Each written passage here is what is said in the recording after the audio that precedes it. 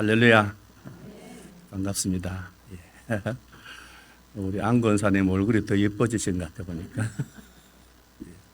제 혼자만 늙은 것 같습니다. 하얀 머리로 돌아왔습니다.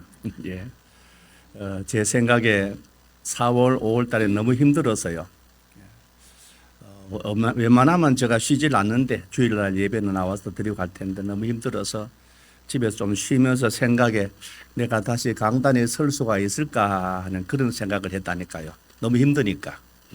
그런데 오늘 드디어 서게 되었고 얼마나 설레든지 오늘 어젯밤 2시에 잠이 깼어요.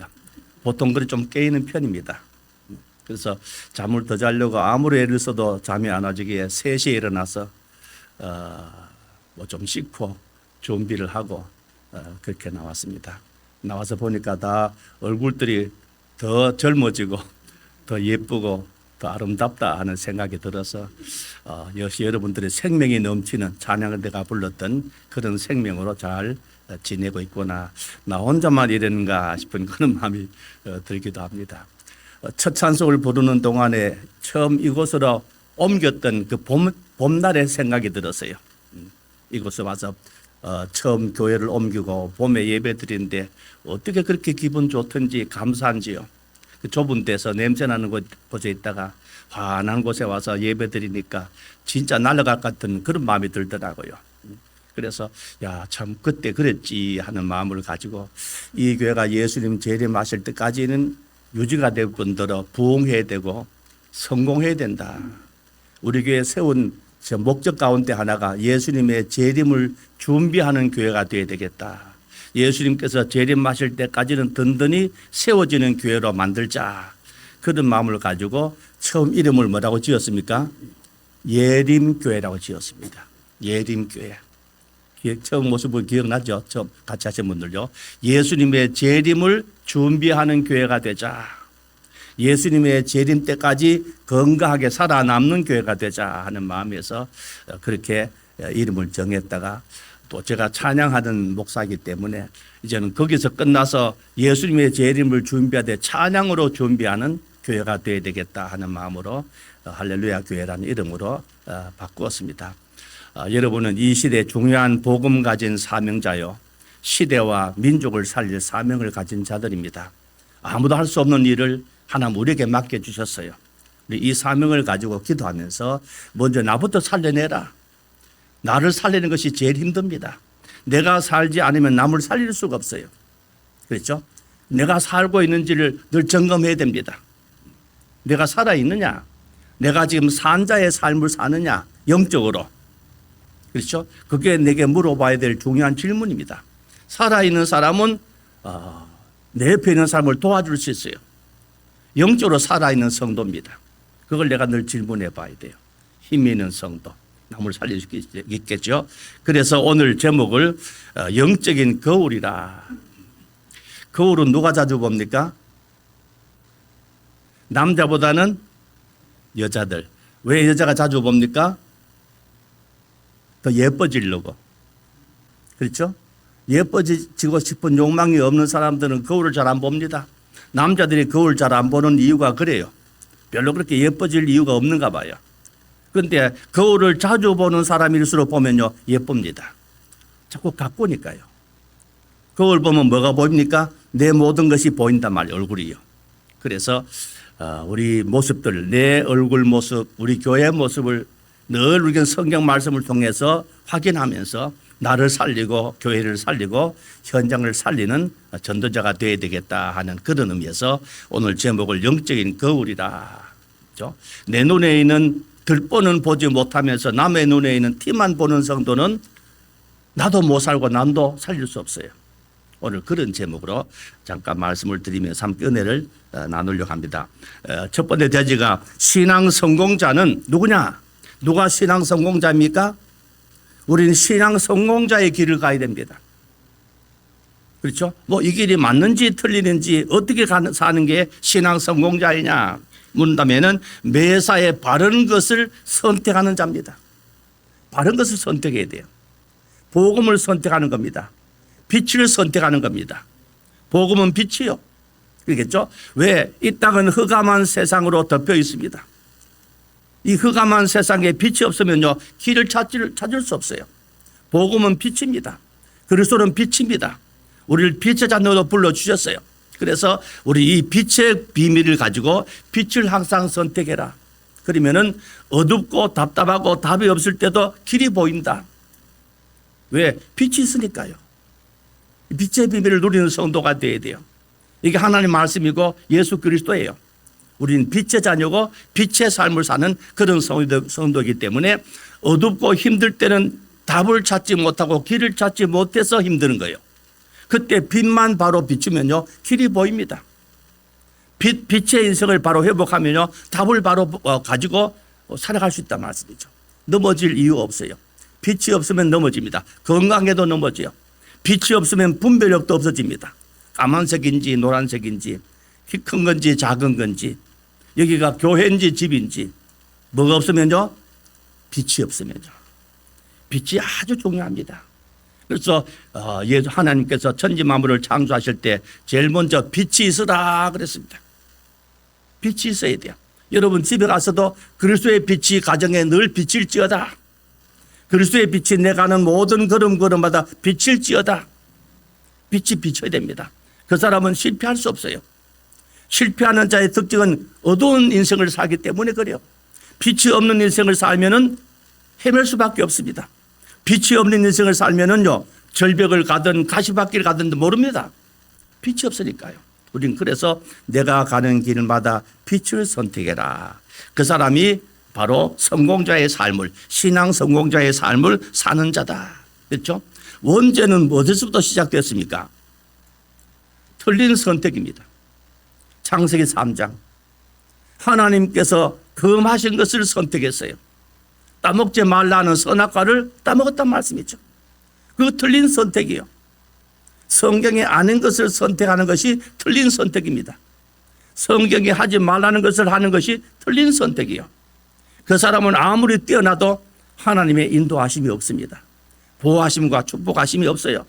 결국 실패할 수밖에 없어요. 힘들고 답답하고 길이 안 보이면요, 조용히 앉아서 기도하세요. 하나님이요, 내가 지금 길이 막혔습니다. 내가 지금 어두운 가운데서 길을 찾지 못하겠습니다. 그때 막 더 힘들게 막 예수가 나가려고 하지 마시고 기다리면서 기도해 보세요. 우리의 아버지가 함께 하십니다. 아버지는 우리의 모든 기도를 다 들어 응답하십니다. 걱정할 필요 없어요. 그걸 가지고 나갈 때 이 흑암한 광야길에 성공자의 삶을 분명히 살게 되는 것이다. 그렇겠죠? 그것 한 가지만 이해해도 여러분 성공자의 삶을 삽니다. 선택 문제예요. 결국은요.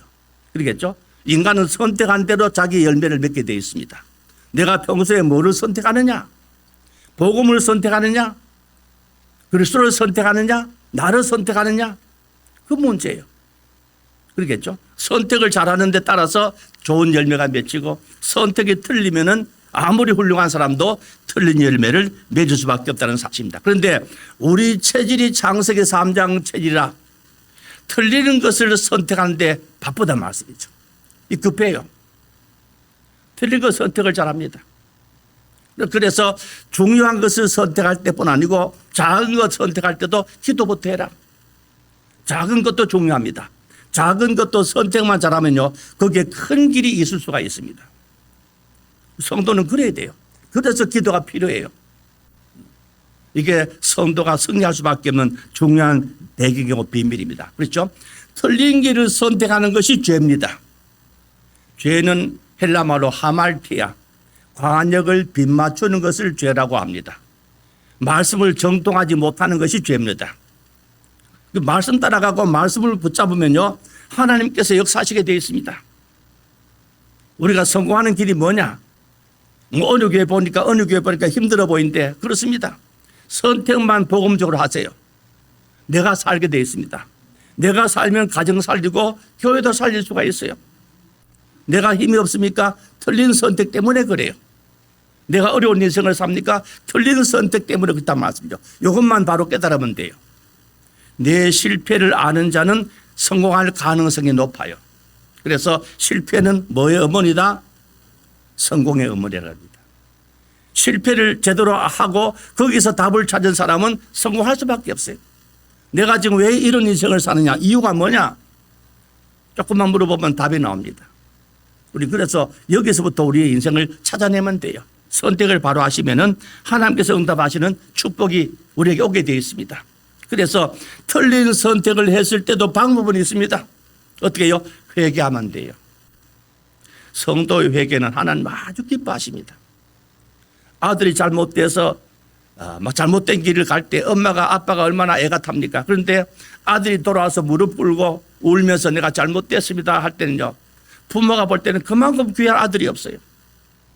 자꾸 엇나가는데 자기 잘못을 몰라 부모 탓만 해요. 나는 잘하는데 왜 엄마가 왜 그러냐, 아빠가 왜 그러냐. 부모의 마음을 알아주지 못하는 자식, 그렇죠? 그런데 그런 아들이 언젠가 돌아와서 아버지, 어머니 내가 잘못됐습니다. 내가 아버지의 말씀을 어기고 엄마의 말씀을 어기고 나 이렇게 엇나갔습니다. 용서해 주세요. 탕자 같은 인생입니다. 회개가 참 중요합니다. 성도의 회개는 하나님을 아주 기쁘시게 합니다. 우리는 잘못을 저지르고도 회개가 잘 없습니다. 이게 우리가 성공할 수 있는 길을 놓쳐버리는 중요한 이유가 돼요. 아, 내가 잘못됐구나. 하나님 앞에 내가 잘못 살고 있구나. 잘못된 길을 내가 고집하는구나. 이것만 딱 깨닫고 하나님 앞에 회개하면요. 그렇죠? 시편 7편 12절 말씀 보니까 회개하지 않는 자에게는 하나님께서 칼을 갈고 계신대요. 섬찟한 얘기입니다. 누가 칼을 갈아요? 우리 부모님이요. 하나님이 칼을 가신답니다. 회개하지 않는 자. 우리 단체는 회개라는 단어가 좀 약해요. 우리 회개에 대한 축복을 누린 자가 되어야 됩니다. 회개하는 자에게 하나님 성령 주십니다. 그러겠죠? 회개하는 자에게 하나님께서 분별력도 주십니다. 왜? 잘못되고 깨닫고 왔기 때문에 제대로 된 것을 가져갈 수 있도록. 그리고 하나님은 회개하지 않는 자에게 활시위를 당기고 계신답니다. 이렇게 놔버리면 끝난 겁니다. 하나님 회개를 중하게 보신다니까요. 우리가 너무 귀하기 때문에 그렇게 실패된 길로 잘못된 길로 갈 필요 없다는 겁니다. 하나님 원하시고 기뻐하신 길로 들어오라는 겁니다. 그럼 하나님께서 준비해 놓으신 천배 축복을 네가 받게 될 텐데 왜 그런 축복을 네가 놓치고 안 받고 외면하고 네 고집을 부리냐 말씀이죠. 하나님도 당신의 생명을 버려서 나를 구원했는데 그런 사랑도 모르고 말이죠. 지 고집 피고 지 방법을 가지고 산다면요, 하나님도 참 가슴 답답하겠죠. 부모의 마음 보면 그렇지 않습니까? 어떻게 내가 너를 키웠는데 내가 그렇게 엇나갔냐 말씀이죠. 그 뒤에 보니까 더 무서운 말이 있습니다. 죽일 도구를 예비하심이여.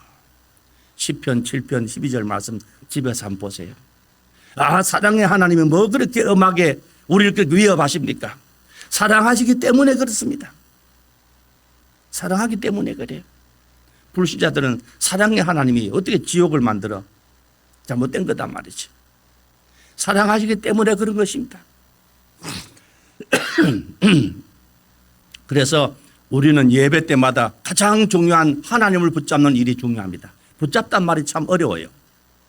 아까도 우리가 붙잡단 말 하던데 언약을 붙잡아라, 언약을 붙잡아라 수천 번 수만 번 들었습니다. 언약을 어떻게 붙잡습니까?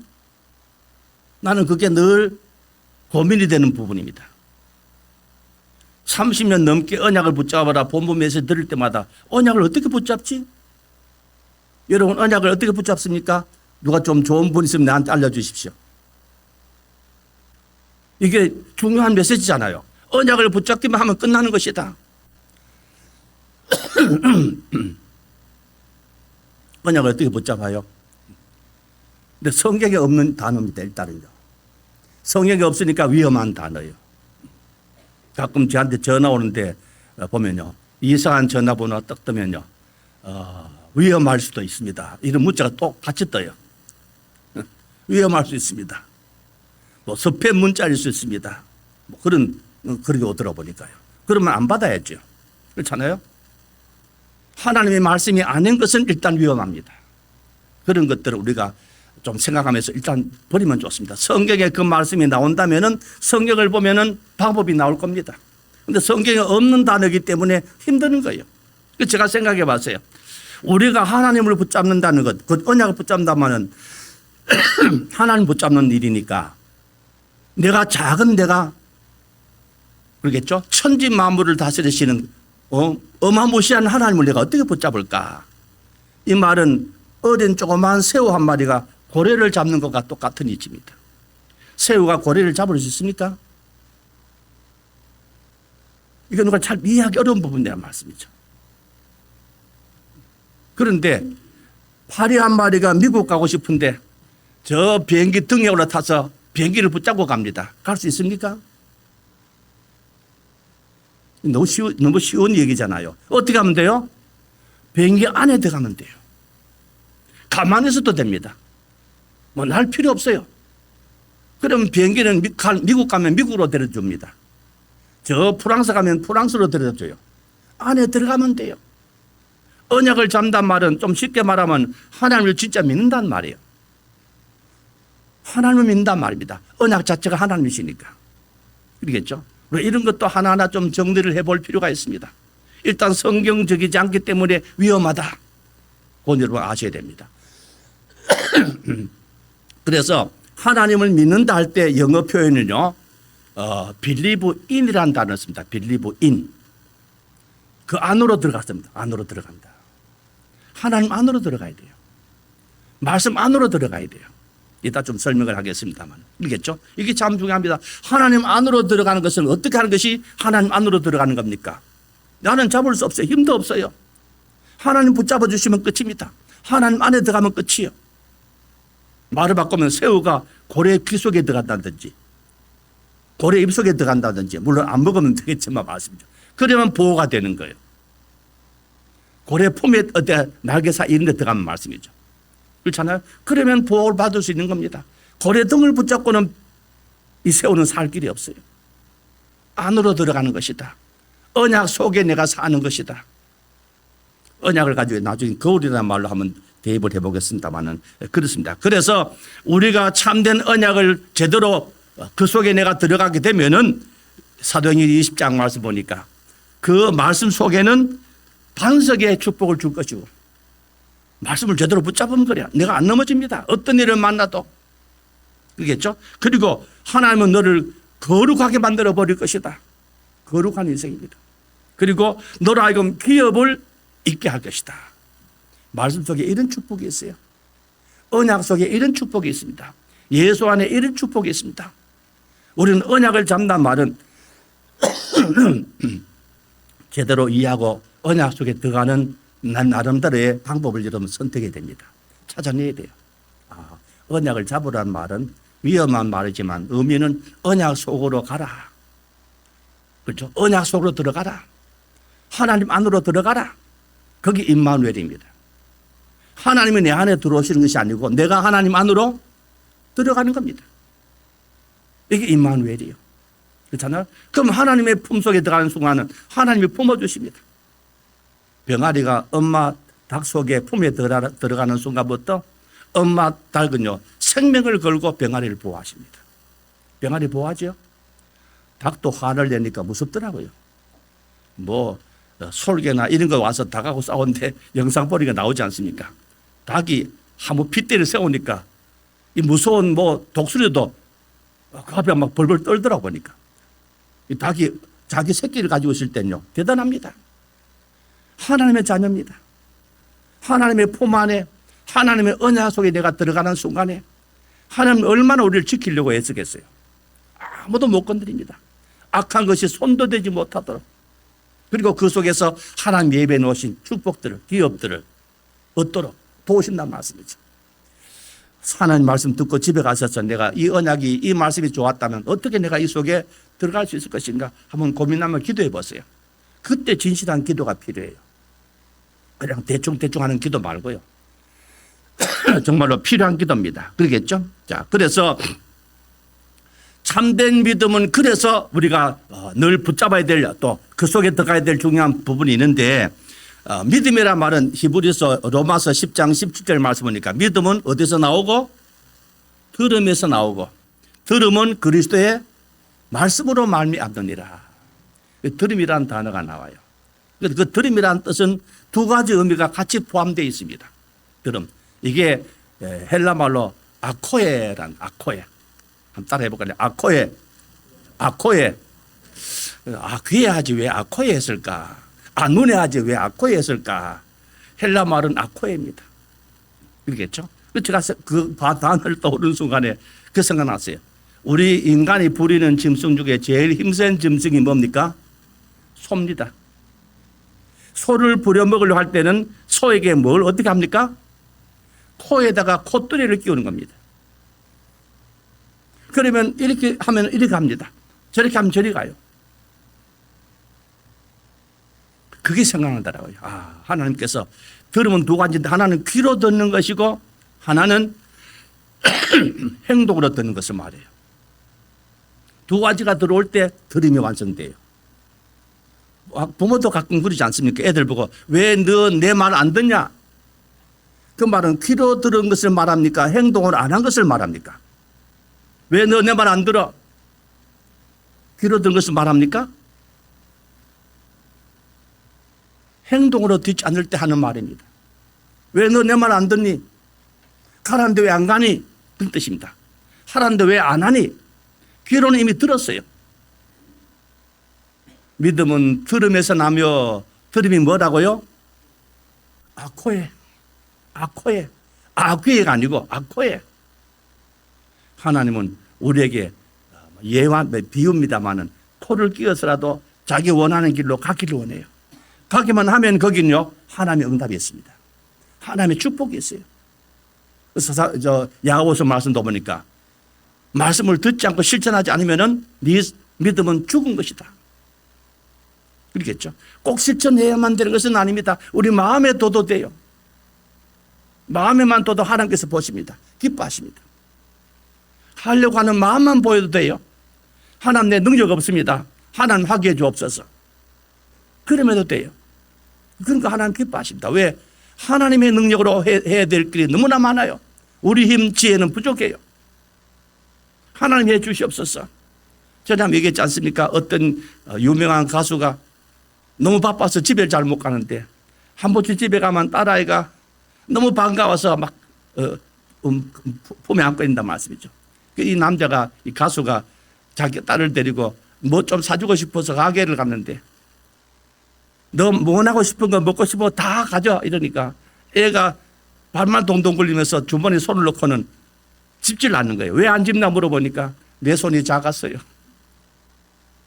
아빠 손이 크잖아. 하나님 손이 큽니다.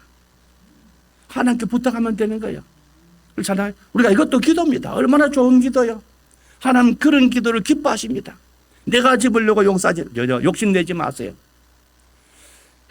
하나님께 부탁하면요 하나님 다 들어주시고 거기다가 2배, 3배 곱해서 하나님 축복하십니다. 우리 이런 기도를 회복해야 되겠다 말씀이죠. 이게 참된 믿음의 기도라는 사실입니다. 그럴 것입니다. 그래서 우리에게 주어진 일 중에 중요한 일들이 바로 이런 하나님의 축복을 내 것으로 만들어내는 것이 중요하다. 일단 선택을 바로 해라. 선택을 바로 해야 돼요. 내가 생각이 틀렸어도 하나님의 바른 선택을 우리가 붙잡아야 됩니다. 바른 선택을 내 가슴에 품어야 돼요. 품는 순간부터 하나님 역사예요. 그렇겠죠? 계란을 품으면 엄마 닭이 거기서 무슨 새끼 병아리가 나올까 싶지만요. 품으면 이상한 기적이 일어난단 말씀이죠. 하나님 말씀을 품으면, 하나님 말씀을 묵상하면, 하나님 말씀을 기뻐하면요. 이걸 우리 삶에 사자는 겁니다. 삶에서. 이게 내가 신앙 성공자의 비결입니다.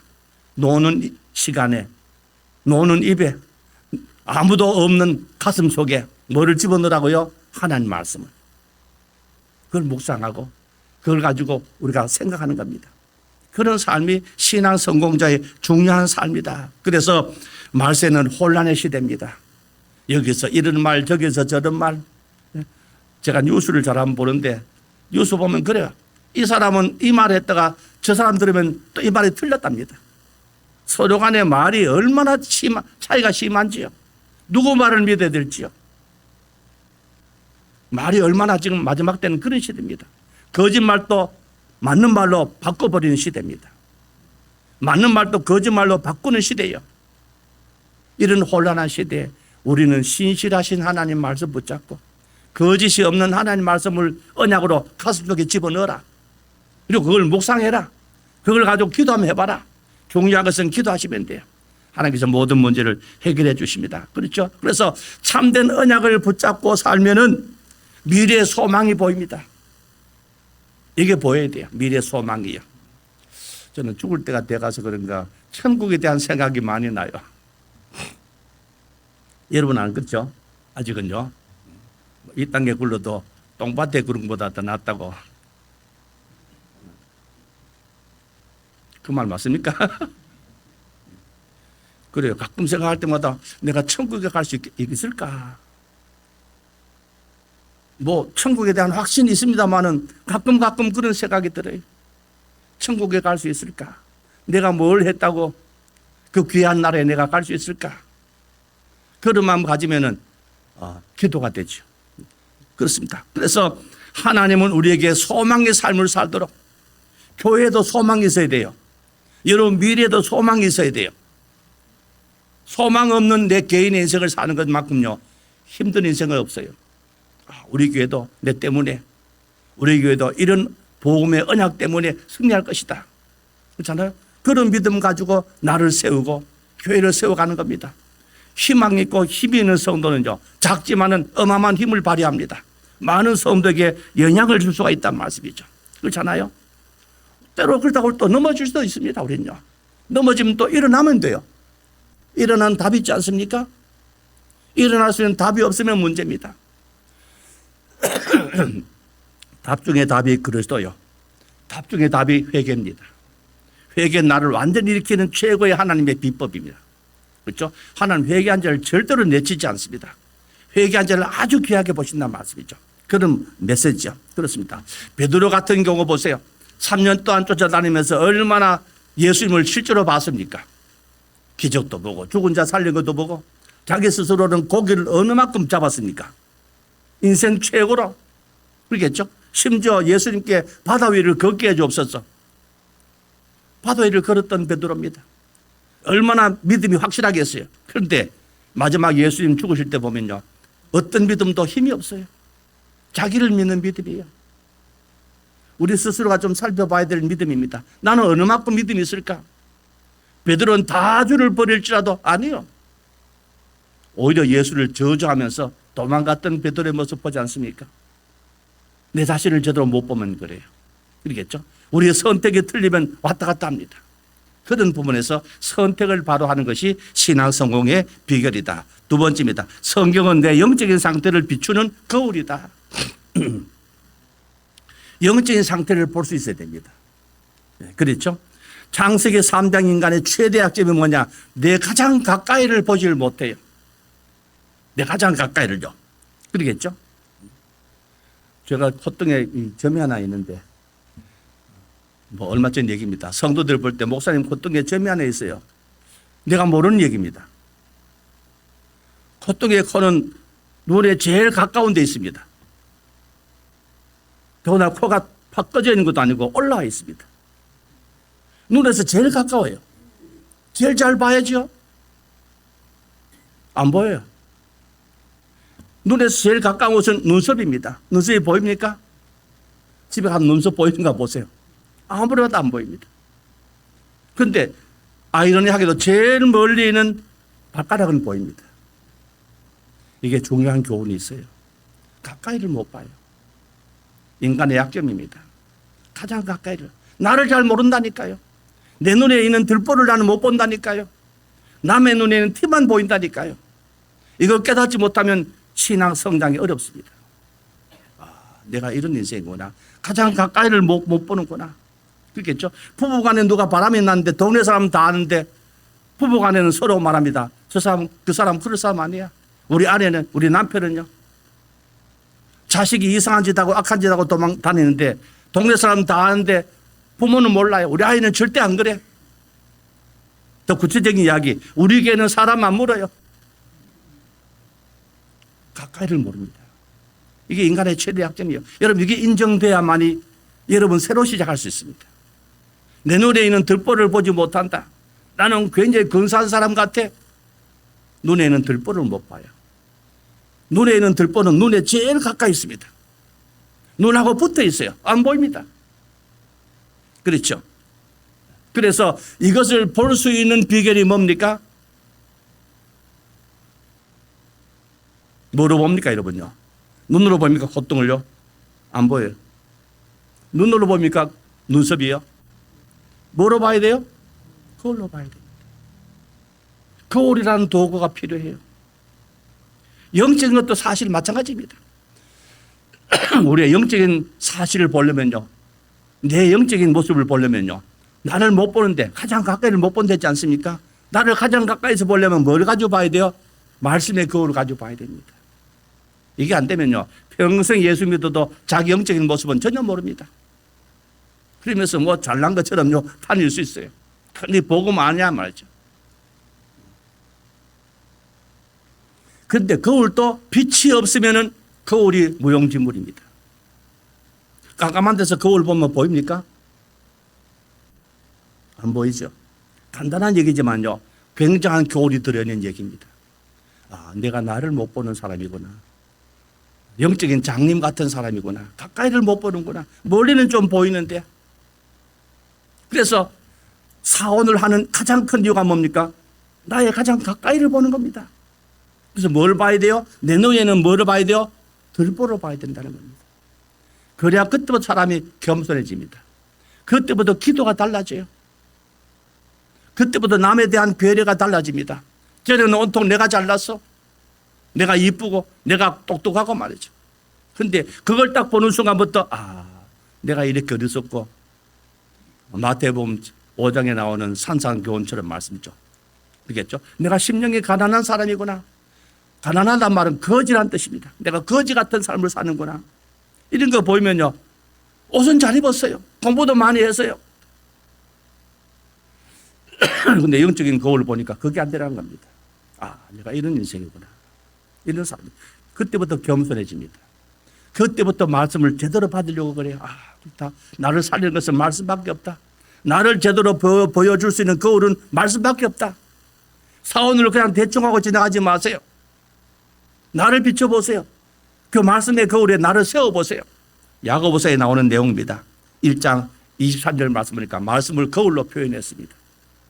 말씀이 거울이 되지 못한다면요, 아무리 사원을 해도 소용없어요. 내 모습이 비춰져야죠. 그래야 뭔가 내 기도 제목이 바로 세워지고, 그래야 내가 누군지를 알면 겸손해집니다. 겸손해지는 만큼 하나님을 붙잡아요. 예수 그리스도를 붙잡는다는 말씀이죠. 교만한 사람은 예수를 적당히 붙잡습니다. 왜? 나도 할 수 있으니까 말씀이죠. 나도 하나님이란 말이죠. 그런 면에서 중요한 메시지입니다. 그래서 아까도 말씀했듯이 이런 면에서 내가 영적인 실패자구나. 아, 내가 영적으로 너무 연약한 자이구나. 나는 영적인 거지 같은 수준이구나. 깨닫게 되는 순간부터 다른 답이 보입니다. 실패는 성공의 어머니라. 처절하게 실패한 자는 성공하기 쉬운 자입니다. 내가 실패했지만 실패를 모르는 사람은 좋은 자리에서 교훈을 못 찾는 겁니다. 성공의 길을 못 찾는 거예요. 제대로 봐라. 그렇죠? 제대로 봐야 됩니다. 그때 우리는 그 자리에서 성공의 문이 보여요. 그때 아, 실패는 성공의 어머니라는 말이 그런 말이구나. 영적인 사실도 똑같습니다. 그러겠죠? 베드로가 얼마나 실패를 많이 합니까? 떠버리처럼 돌아다니면서 나는 뭐 어떻고 나중 보니까 저는 형편없는 사람이라. 그렇잖아요. 그 깨닫는 거예요. 그때 하는 기도, 그때 하는 회개는요, 다릅니다. 더 처절한 회개가 나와요. 더 절실한 회개가 나와요. 더 겸손한 사람으로 설 수 있는 그런 눈이 열린다는 말씀이죠. 그래서 내 눈에 들보를 보는 순간부터 내 우선순위가 바뀝니다. 아, 난 하나님 없으면 안 돼. 난 하나님 은혜 받지 못하면 나는 살 수 없는 자야. 그러겠죠? 겸손해지고 남을 배려하는 마음이 생깁니다. 그래야 뭔가 은혜 받아요. 하나님은 교만한 자를 물리치시고 겸손한 자를 찾으시고 은혜 주시다 그랬어요. 이 응답을 우리가 찾아내야 된다는 사실입니다. 저도 다락방 30년입니다. 얼마나 많은 것 배웠습니까? 제가 고백했지 않습니까? 나는 전도가 안 됩니다. 그렇죠? 열심히 뛰어다니면서 집회 참여하는 그런 많은 분들 보면서 왜 전도가 안 될까? 그거는 진실한 마음으로 물어봐야 돼요. 그게 내가 승리할 수 있는 기회입니다. 하나님께 물어보면 돼요.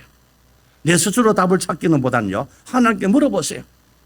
정확한 하나님 말씀으로 답을 찾아낼 때 우리는 승리의 길이 보이고 성공할 수밖에 없는 길이 보이는 것이다. 그래서 영적인 거울을 자주 보고 잘 보는 사람은 매력이 있습니다. 예뻐요.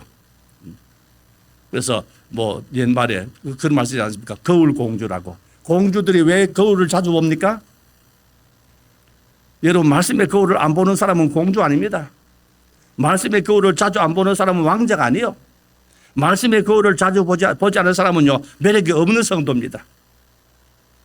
그렇죠? 뭔가 자기 얼굴 모습을 모르는 자예요. 영적인 상태를 모르는 자입니다. 그래서 영적인 거울을 집에 가서 자세히 보라. 이게 중요합니다. 아주 중요해요. 그러겠죠. 그래서 오늘 사원을 할 때 어느 만큼 해야 됩니까? 영적인 내 모습이 거기에 비춰질 만큼 사원을 가지고 묵상하세요. 깊이 묵상하세요. 대충 지나가 버리면 그게 대중 신앙이요. 그게 참된 신앙 아니고 하나님이 왜 필요한지 거울을 봐야죠. 왜 내 얼굴에 뭐가 묻었는지 아까 말씀드렸죠. 코에 있는 게 왜 안 보입니까? 콧등에 있는 거. 자신의 가장 가까이가 안 보여요. 멀리 있는 것은 보이는데 이걸 보는 것이 뭐요? 거울. 거울도 빛이 있을 때만 가능합니다. 빛이 없으면 거울도 무용지물이야. 빛의 삶을 사는 자는 거울이 쉽게 보이고 내 약점이 쉽게 보입니다. 빛의 인생을 살지 못하는 성도는요, 그 말씀을 가지고 아무리 봐도 자기가 안 보여요. 거울도 맑은 거울이 있고 희미한 거울이 있습니다. 자주 보는 사람은 거울이 맑아요. 잘 안 보는 성도의 거울은요, 말씀의 거울은 희미합니다. 희미하니까 안 보여요. 그래서 우리는 매력 있는 성도가 되어야 되겠다. 그 사람 전도자입니다. 저분은 말 한마디 들어보면요, 정말 매력이 있어. 말이 매력이 있어. 행동에 매력이 있어. 그게 전도입니다. 뭐 성경 구절 몇 개를 잘 외워가지고 다 얘기해주고 그건 아닙니다. 물론 그것도 필요하지만은, 그러나 우리의 삶을 통해서 전도가 되어지도록, 야, 저 사람 참 멋있는 사람이다. 저 사람 옆에 두는 것이 참 좋고 저 사람과 함께 내가 어울리는 게 너무 좋다. 그런 매력 있는 성도가 되도록. 그런 사람은 뭐 하는 사람이라고요? 영적인 거울을 자주 보는 사람이요. 잘 보는 사람입니다. 사원을 할 때 그 자세히 보세요. 조금만 자세히 보면 보입니다. 그러면 내가 매력 있는 성도가 돼요. 나 때문에 가정 속에 굉장히 뭔가 선한 영향력을 끼칩니다. 내가 가는 회사에 선한 영향력이 있어요. 얼굴이 좀 못생겨도 괜찮아요. 영적인 매력은요, 힘이 어마어마하다는 말씀이죠. 세 번째입니다. 1.1핵의 분별은 임마누엘과 첫날의 복이다. 1.1핵을 잘 분별해야 됩니다. 제가 지난번도 좀 화난 듯이 좀 설명해 드렸었는데, 그렇죠? 왜 이 37, 5천 종족을 자꾸 얘기하느냐? 성경에 없는 얘기다. 이거는 하나님이 제일 싫어하신 일입니다. 그래서 제가 요한계시록 22장 찾아서 보여줬지 않습니까? 여기다가 가감하지 말아라. 가감하게 되면은, 그렇죠? 성경은 순수하고 성경은 거룩합니다. 순수하고 거룩한데 조금만큼 순수하지 못한 것 한 방울 떨어뜨리면요, 순수한 것은 금방 더러워집니다. 거룩한 것도 금방 더러워져요. 이걸 우리 초기에 그래 배웠습니다. 섞인 복음이라고. 섞인 복음은 힘없습니다. 그래서 1.1에 가지도 섞인 복음이 되지 않도록 그대로 하나님 말씀 그대로. 다락방의 장점이 참 많지만요, 단점도 있어요. 이 단점만 하나 내가 고치면 돼요. 그러면 소망 인생을 살 수 있어요. 하나님 제일 싫어하시는 것이 가감하는 일인데 이걸 마지막 성경 뚜껑을 딱 닫으면서 주신 메시지입니다. 계시록 22장 18절 19절 집에 조용히 한 묵상하고 읽어보세요. 거기에 길을 가는 성도는요, 승리할 수 없어요. 그걸 좋아하고 거기 따라가는 성도는요, 그걸 망하게 되어 있습니다. 왜? 하나님 제일 무서운 저주를 거기다 약속해 놨어요. 왜? 하나님을 변주시키는 거예요. 진리를 바꾸는 행위입니다. 1.1핵이요. 더하고 빼는 게요. 우리말 들으잖아요. 아가 다르고 어가 다르다고요. 맞아요. 아를 어를 바꾸면요, 뜻이 반대가 될 수도 있어요. 지난번에 있었던 교단은 복음이 좀 약했어요. 그게 흠이었습니다. 대신 율법이 좀 강했습니다. 신비주의도 좀 강했어요. 다락방은 복음은 강합니다. 근데 요런 또 약점이 또 있다니까요. 강점이 클수록 약점도 큽니다. 요 약점만 우리가 알고 고치면 돼요. 이거 내가 고쳐야 돼요. 그렇겠죠? 위에서 그렇게 나오면요, 고칠 수 있는 것은 나밖에 없어요. 이 길로 가기로 결정했다면요, 나만 고치면 돼요. 그걸 한 귀로 듣고 흘려버려야 돼요. 이걸 내가 고집하는 순간에 하나님께서 성경에 기록된 모든 저주, 재앙을 다 내릴 것이다. 이렇게 무섭게 저주한 적이 없어요. 창세기 3장부터 요한계시록 22장까지 나오는 모든 저주입니다. 이걸 그냥 그 사람 쏟아붓겠다는 겁니다. 살아남겠어요? 저도 그런 유탄을 많이 받은 사람 아닐까. 제일 목회 실패한 애가 30년 다락방입니다. 열심히 했습니다. 최선을 다했어요. 전에 했을 때보다 2배, 3배는 더 뛰었습니다. 그런데 통풍이 왔어요. 우리 집 식구들, 친척들 통풍 제 처음입니다. 처음이요. 통풍 무섭더라고요. 어떤 의사가 그래요. 뭐 산통도 아픈데 통풍은 산통보다 더 힘들다, 더 아프다. 요 산이 쭉 다니다가 주로 어디에 정착하는 거 하니까 엄지발가락 사이에 근데 정착을 해요. 요 산이 거기 쌓이면요, 어떤 형태로 쌓이는 거 하니까 바늘같이 뾰족뾰족하게 그냥 쌓여버립니다. 그게 통풍이에요. 여러분, 내 고통당할 때 어떤 마음이 들었어요? 저는 여기서 집까지 가는데 미국까지 가는 것 같이 느껴져요. 엄청나게요. 전부 바늘이라. 이 바늘이 살갗을 찌르는데 아프겠어요? 안 아프겠어요? 아무도 이런 병을 가진 형제가 없어요. 팔남매 중에 내 혼자만. 나는 그 병이 있는 줄도 몰랐어요. 지난번에 있던 교회 장로님이 그 통풍이라. 처음 이런 병명 들어봤어요. 우리 가문에 내가 아는 사람 중에 내가 처음이라. 형님은 맹장염, 대구 형님이요. 아니, 맹장염이면 그 맹장 수술 얼마나 좀 쉬웠습니까? 그런데 의사들이 맹장을 몰랐어요.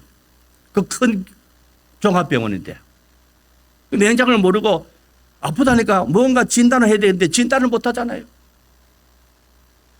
그래서 아프고 막 대굴대굴 구르니까 의사들 다 도망가 버렸답니다. 그래서 저는 죽을 지경이 돼서 어떤 분이 마침 서울 삼성병원에 연락을 해서 유명한 의사하고 훌륭한 의사하고 연결이 되었어요. 찾아보니까 맹장이 터져버렸어요. 복막염이라. 안에 있는 내용물이 다 흘러내려와서 그 옆에 장기에 다 퍼져 있는 겁니다. 요거 하루만 더 있으면은 장기가 다 썩었습니다. 썩으면 이제 더 이상 죽습니다.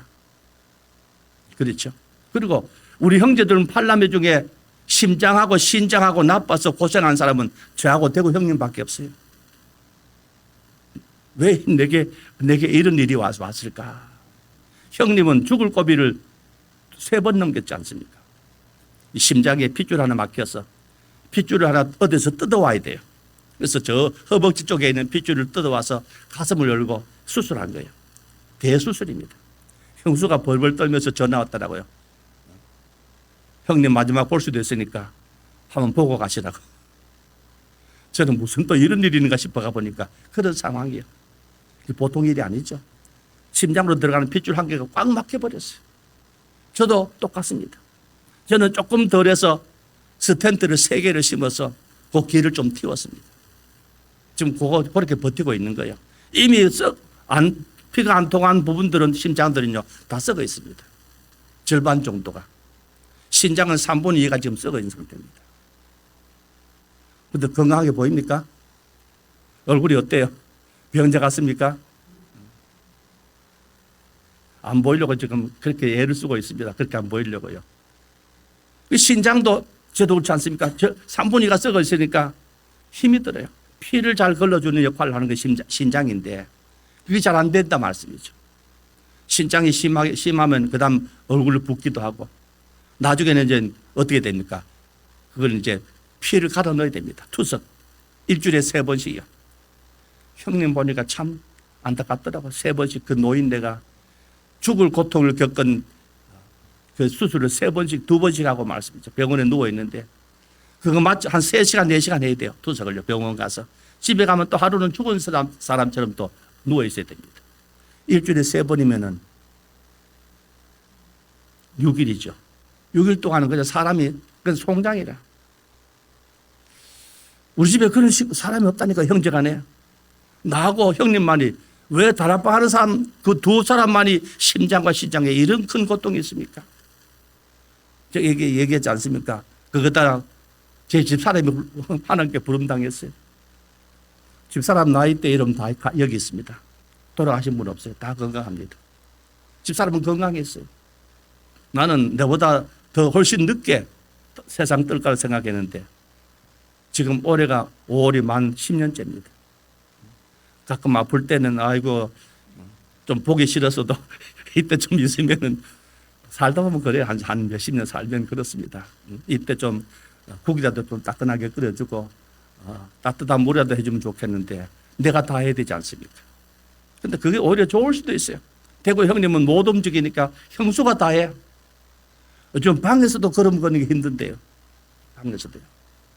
형님은 60대 중반에 교회를 그만뒀습니다. 아니 복음이면은 교회를 다 잘해야 되지 않습니까? 남들은 뭐 교회 지는데 병원에 누워있는 중에 교회 다 지었다고요. 그게 자랑입니까? 내가 볼 때는 그거는 안 좋은 얘기야. 건강한 모습 가지고 가서 교회 지는 걸 보고 감사하고 성도를 위해 기도해주고 그렇게 하는 것이 복음 아니겠어요? 복음은 병도 낫는다는데 그렇잖아요. 저도 진짜 그만둬야 될 이 사역입니다. 겨우겨우 좀 끌고 가고 있지 않습니까?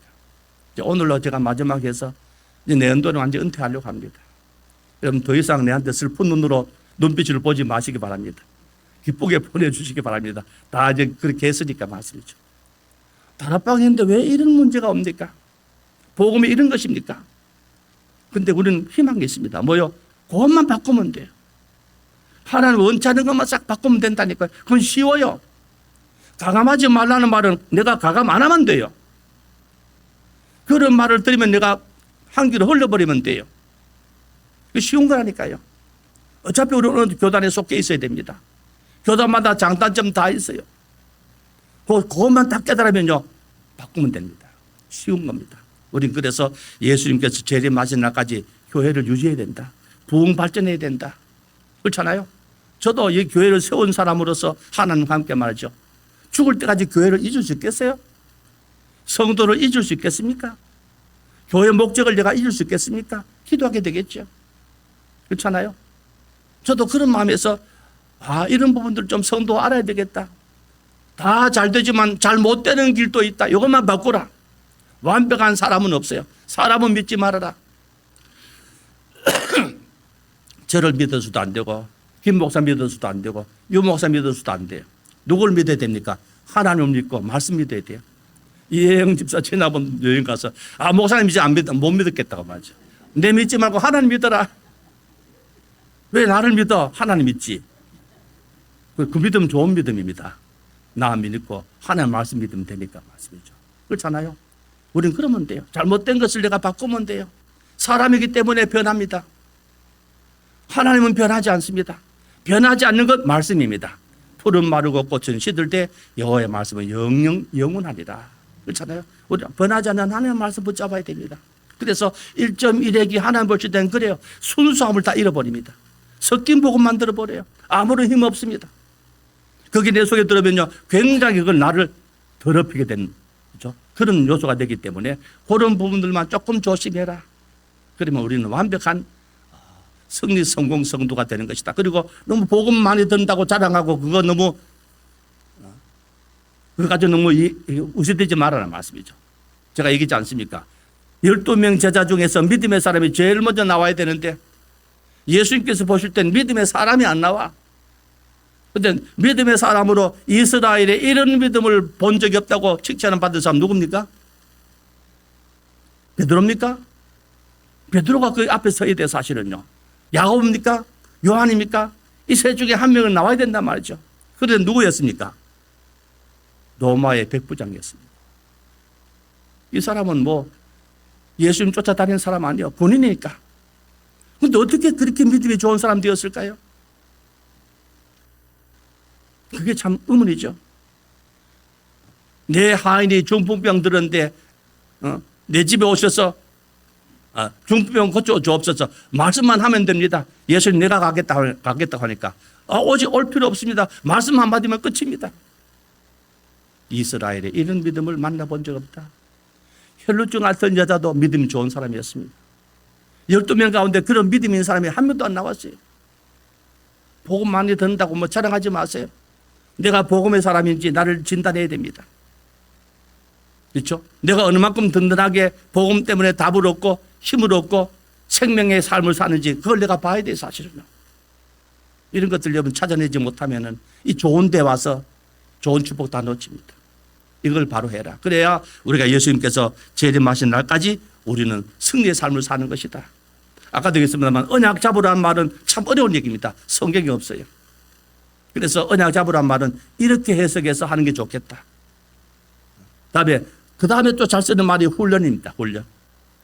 훈련 성경에 이 단어가 있을까요? 없을까요? 훈련 받으라. 훈련 속으로 있어요? 없어요? 안 찾아봤으니까 뭐. 내가 처음 듣고 이상하다 싶으면 찾아봐야 돼요. 성경에 한 번도 안 나옵니다. 예수님 사복음서에 훈련이라는 단어가 없어요.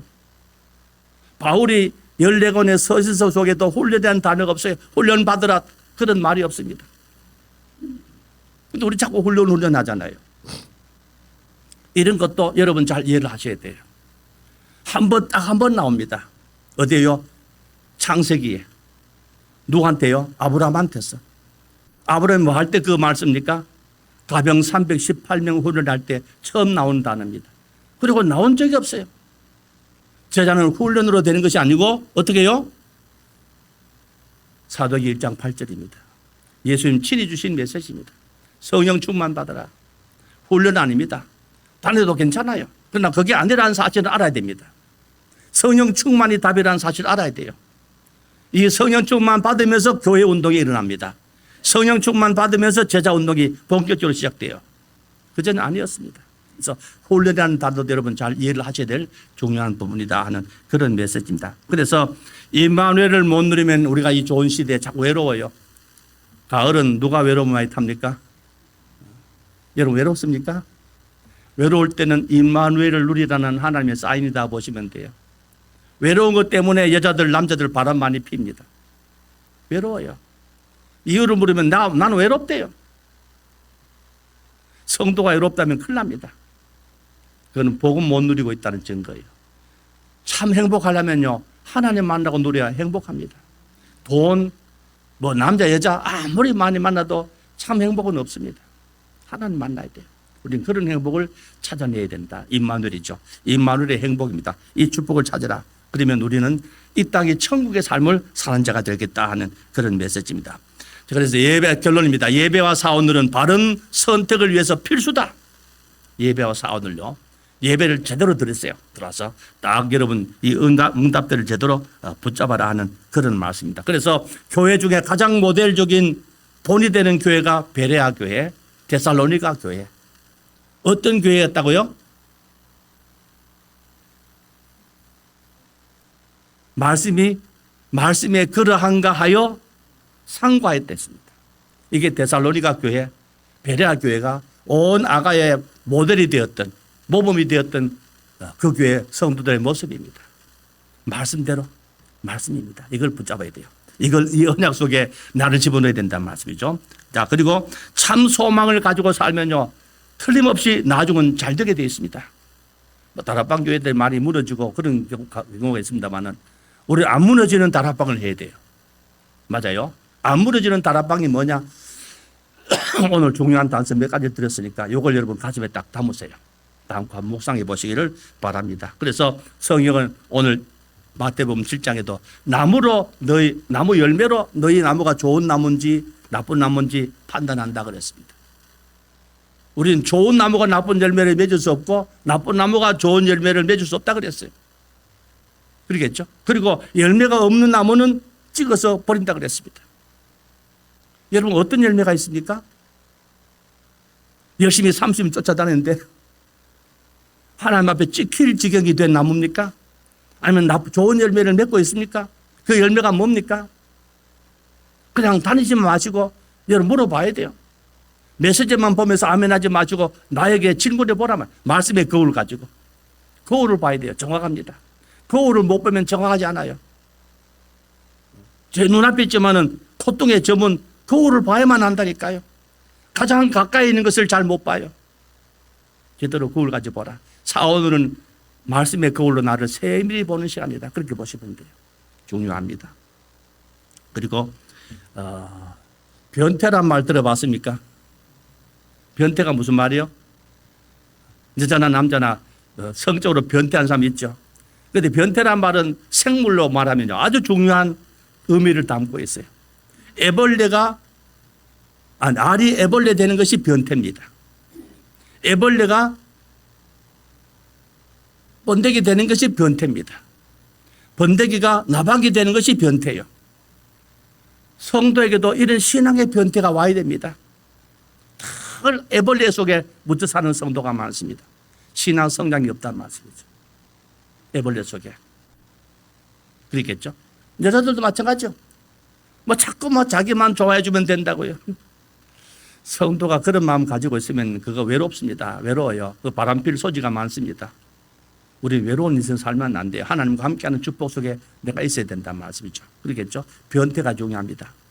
누구누구는 나를 이름을 불러주더라고. 당신은 내 아이의 이름으로 엄마라 부르지 않나 말씀이죠. 엄마는 최고의 단어입니다. 누구누구 아빠는 최고의 단어예요. 변태로 얻어지는 최고의 단어란 말씀이죠. 이게 특별한다는데 이걸 모르고 당신은 누구누구 엄마로만 알지 않냐 말씀이죠. 이번 주간 여러분 이 말씀 가지고 한번 잘 묵상하시면서 우리는 내 들보가 있는지 어떻게 빼야 되는지 남의 눈에 겉에만 보는 그런 인생을 산다면요. 이거 빨리 안 고치면요. 30년, 50년 후에도 똑같습니다. 똑같아요. 신앙의 거울을 보는 사람은 달라집니다. 오늘도 제가 거울 몇 번 봤습니다. 코에 점은 그대로 있더라고요.